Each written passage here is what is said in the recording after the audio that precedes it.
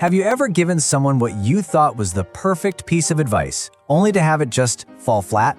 It's so frustrating, right? Well, today, we're diving into a powerful framework that completely flips the script. It's all about unlocking someone's potential, not by giving them answers, but by asking the right questions. I mean, really think about it. You see the solution so clearly, you lay it out for them step by step, and what happens? Nothing. Or even worse, you get pushback. Why does that happen? Does that sound familiar? Yeah, it's a classic defense mechanism. See, when we jump in with advice, even when we mean well, we can accidentally make the other person feel like we don't get it or that they're not capable.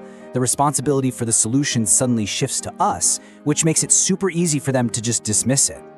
So here's how we're going to break this down. First, we'll look at something called the advice trap. Then, we'll uncover a really surprising secret from an unskilled coach. Yeah, you heard that right. That leads us to a powerful framework called GROW. We'll walk through its 4 simple steps, see it in action with a real-life story, and by the end, you'll have the tools to try this yourself. Okay, so what exactly is this advice trap? Well, it's that cycle where we feel like we're being helpful by giving advice, but what we're actually doing is robbing the other person of ownership. And here's the key. For a solution to really stick, the person with the problem has to own the solution too. Now, the way out of this trap comes from this really fascinating story. It all starts on a tennis court with a guy named Sir John Whitmore who stumbled onto something that would totally change the game of coaching. So one day, the club is short on tennis instructors. Whitmore asks a ski coach to fill in. Now get this, the ski coach has never even played tennis. But here's the crazy part. The players he was coaching started improving way faster than the ones being taught by the expert tennis pros. How on earth is that possible? Well, it all came down to their approach.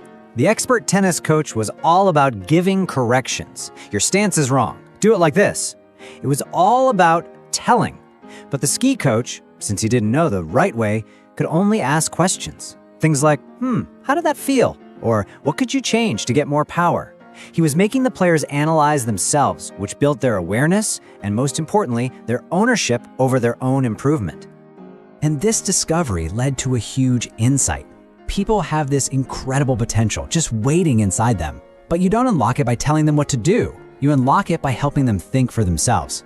And this whole idea eventually led to a more formal coaching framework. And this isn't just a nice story. Research actually backs this up. When an employee comes to you for help, a whopping 80% of the time, they already have an answer in mind. They're not really looking for a solution. They're often looking for you to take on the responsibility for the decision. And here's the flip side of that. 70% of the time, a manager's direct advice just doesn't work. Why? Because even if the advice is solid, the second that person hits a snag, they think, well, this was the boss's idea anyway. The ownership is gone, and so is the motivation. So the solution that grew out of all these insights is the GROW model. It's a really simple but incredibly effective 4-step framework for guiding a conversation, not by giving advice, but by asking powerful questions. All right, so how does this thing actually work? Let's break it down. GROW is just a simple acronym that gives you a roadmap for a really powerful coaching conversation. The model gives you a super clear path. You start with G for goal, which is all about figuring out where you're going. Then you move to R for reality, to get a clear picture of where you are right now. From there, you explore O for options, all the possible ways to get there. And you finish with W for will, which is all about committing to that first step. First up is goal. The whole point here is to help someone go from a vague idea, like I want better work-life balance, to something really specific and inspiring. You want to help them paint a picture of what that ideal outcome actually looks like and when they want to achieve it. Next is reality. This is all about getting an honest, clear-eyed look at the current situation. Questions like, what have you tried so far, are great. But my favorite is, how do you know this is a fact? It really helps separate what's an assumption from what's actually happening. Okay, so once the goal and the reality are clear, it's time for options. Think of this as the brainstorming phase. No judgment, no bad ideas. You just want to explore every single possibility. And the single most powerful question you can ask here is simply, what else? It always pushes people past their first most obvious ideas. And finally, there's will, or the way forward. This is where ideas become action. You help them define concrete next steps. And that last question is so important. Asking for their commitment on a scale of 1 to 10 tells you everything you need to know about whether they're actually going to do it. Okay, the theory is great, but let's see how this actually works in a real high-stakes situation. This is where you can really see the magic of the model. So the story is about this incredibly high-performing executive at McKinsey. She's in her 30s, at the top of her game, but she feels completely stuck and anxious about whether to start a family because she's terrified it'll derail her whole career. She couldn't even talk about it without getting upset.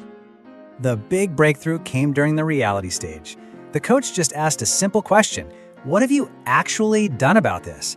And that was the light bulb moment. She realized she hadn't taken a single step. She was just stuck in this loop of complaining, totally paralyzed because she felt like she wanted everything but had zero plan. That realization totally unlocked the options phase. Suddenly, it wasn't career versus family, it was, how can I make both work? And that led straight to the will stage, where she created her own concrete action plan. She was going to talk to her boss, propose a new schedule, get some help. For the first time, she felt like she was in control. But this is the most incredible part. When she was first asked to rate her commitment to taking action, she said it was a 3 out of 10. A 3! But after just a few more questions that helped her see things differently, her commitment jumped to a 9. The plan didn't change at all, but her ownership of it did. Because the solution came from her, she was finally ready to act. You see, the power of this entire model comes down to one single fundamental shift: moving from telling to asking. You don't have to be an expert in someone else's problem to help them. In fact, just like that ski coach, sometimes not being the expert is actually your biggest advantage. So, the next time someone comes to you with a problem, a coworker, a friend, anyone, just resist that urge to jump in and give advice. Instead, just take a breath, get curious, and unlock their potential by asking the simplest and most powerful question of all. So, what do you think?